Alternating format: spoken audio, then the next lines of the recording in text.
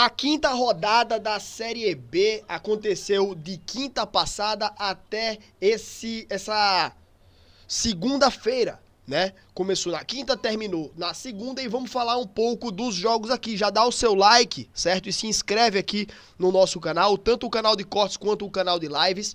Acabou que na live dessa terça-feira não deu tempo, a live foi um pouquinho mais curta, horário diferente e tal. E eu tô gravando os vídeos um pouco depois, né? Nesse pós-live aqui. Mas vamos lá, o Novo Horizontino venceu a equipe do Atlético Paranaense. Novo Horizontino é um time que vem bem organizado, né, nos últimos anos. E o Atlético Paranaense que já perde a segunda consecutiva. Não, segunda consecutiva não, né, mas já perde mais uma partida aí a equipe do Atlético, certo? Ele tinha perdido uma aqui fora de casa para o Cuiabá, depois ganhou do CRB e agora perde mais uma, né, a equipe do Atlético.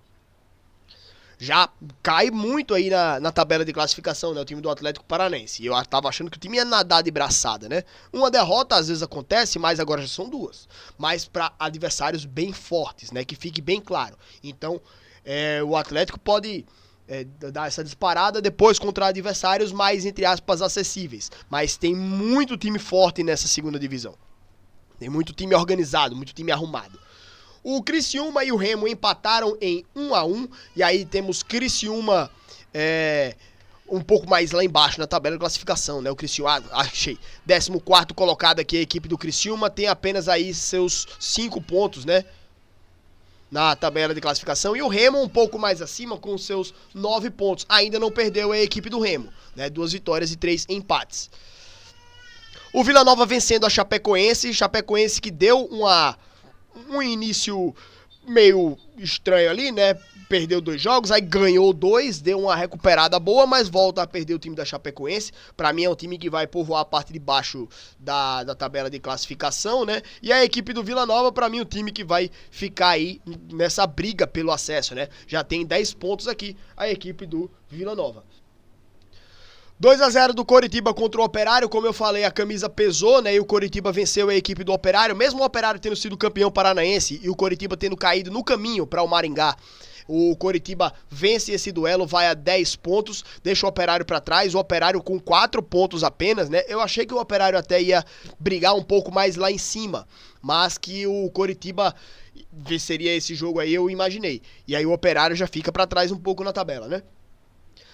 O Avaí metendo 3-0 na equipe do América, pra mim me surpreendeu esse resultado. Não imaginei que o América fosse levar uma patada como essa aí, né? Até porque se o América tivesse ganho, seria o líder da competição agora. Mas o líder é o Avaí. Então o duelo valendo aí é a liderança, digamos, né? Mas enfim, o Avaí venceu aí, grande resultado da equipe do Avaí, né? Contra a equipe do América. E me surpreendeu também o América perdendo de um resultado tão elástico.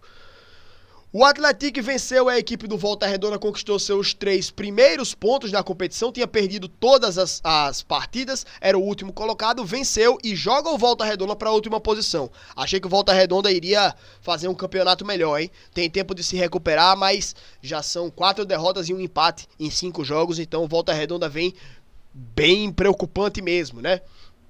Achei que ia ser um bom time dessa competição, o time do Volta Redonda, mas tá decepcionando nesse início. O Atlético dá uma respirada, mas não acho que vai fazer muito mais do que isso também não, né? Acho que é um time que povoa a parte de baixo aí da tabela.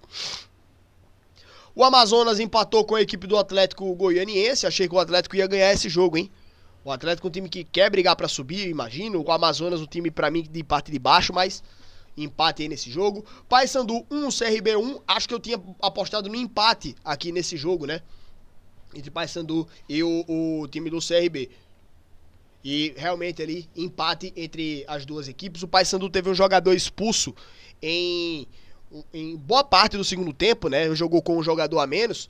E aí o time do CRB não conseguiu capitalizar em cima disso. O Cuiabá venceu a Ferroviária 1-0 e consegue aí ficar lá na ponta da tabela, né? E a Ferroviária é um time que eu acho que vai estar na parte de baixo, tem 6 pontos, já conseguiu uma boa pontuaçãozinha em relação a alguns times lá da parte de baixo, mas não acho que a Ferroviária vai fazer muito mais do que isso não.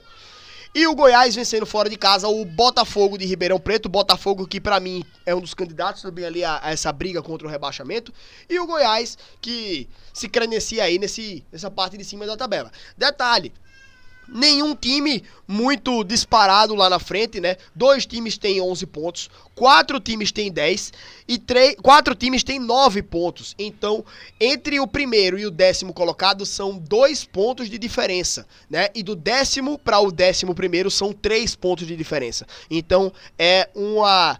Entre o 11º e o 10º tem uma diferença maior do que entre o 10º e o primeiro, né? Então, uma divergência muito grande aí. E assim, cara, já pensou se a gente tem realmente 2 blocos tão divergentes assim? O bloco de cima com a pontuação muito equilibrada e muito mais alta do que o bloco de baixo, sabe?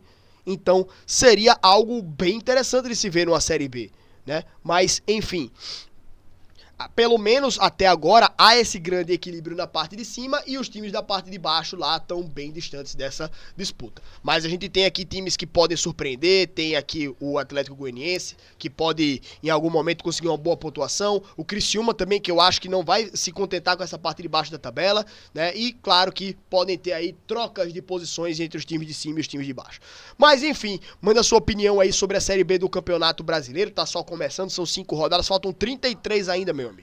Mas é isso, pessoal. Grande abraço aí a todos e até a próxima, meus irmãos. Valeu!